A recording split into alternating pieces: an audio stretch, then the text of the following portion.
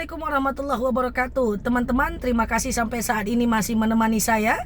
Saya akan balas satu persatu pertanyaannya, dan terima kasih yang telah mendoakan saya di kolom komen.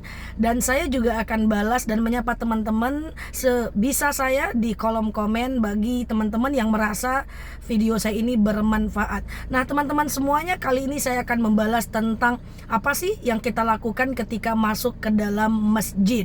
Oke, teman-teman, yang pertama, make sure dipastikan bahwa ketika masuk masjid kita memakai pakaian yang menutup aurat dan bebas dari hadas, ya, najis begitu.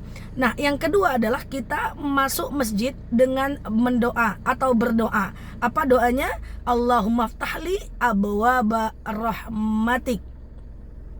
Nah, teman-teman semuanya, setelah kita masuk ke dalam masjid, maka kita upayakan untuk melakukan sholat sunnah tahiyatul masjid 2 rakaat saja. Sengaja aku sholat sunnah tahiyatul masjid 2 rakaat lillahi ta'ala. Oke, sholat seperti biasa, seperti sholat subuh. Mungkin ada yang bertanya, pakai iftitah dan ayat pendek enggak? Sekali lagi, iftitah dan ayat pendek itu sunnah pada semua jenis sholat.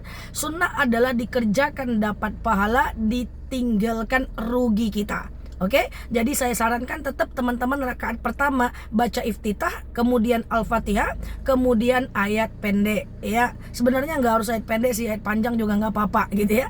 Lalu sholat seperti biasa, seperti sholat subuh, nanti rakaat keduanya baca al-fatihah dan ayat pendek. Kemudian teman-teman mengucapkan salam. Nah, bagi teman-teman yang nyampe di masjid antara azan dan iqamah, saya anjurkan juga untuk berdoa. Karena antara azan dan iqamah itu mustajab doa. Silahkan lakukan sholat rawatib qabliyah, ya. Dan setelah itu teman-teman berdoa antara azan dan iqamah itu sangat mustajab. Nah, ini sekedar informasi saja, walaupun teman-teman tidak di dalam masjid, lalu kemudian kita melakukan terdengar azan, kemudian kita menjawab azan, lalu antara azan dan iqamah kita berdoa, meskipun di jalan atau di rumah itu tetap mustajab, ya. Tetapi diupayakan teman-teman mengikuti adabnya. Adab sekali lagi boleh dilanggar, ya. Tidak berdosa, tetapi ya kurang adabnya kalau berdoa kemudian antara azan dan iqamah sedang membuka aurat gitu ya. Nah, teman-teman semuanya, nah inilah yang dilakukan ketika kita masuk ke dalam masjid. Ada satu lagi teman-teman, ketika teman-teman masuk ke dalam masjid lalu kemudian sedang azan, kita kan menjawab azan tuh disunnahkan banget kita sedang azan tuh dalam posisi berdiri.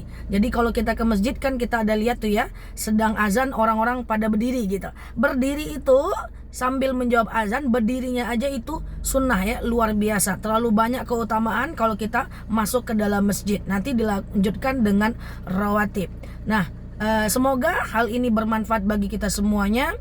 Ini masjid atau musola berlaku. Nanti kalau muncul lagi pertanyaan, ke musola gimana Kak Nela? Sama ya, masjid atau musola yang dimana dia dijadikan tempat orang untuk beribadah sholat, maka itu sama status adab untuk masuknya. Nah, ini sedikit dari saya. Semoga kita bisa menjadi ahlul masjid, terutama para anak muda, ya, kita jadi pemuda yang keren islami gitu ya, sehingga kita menjadi generasi yang benar-benar bermanfaat untuk agama dan bangsa kita ke depannya. Terima kasih teman-teman semuanya. Nela Luki di sini. Assalamualaikum warahmatullahi wabarakatuh.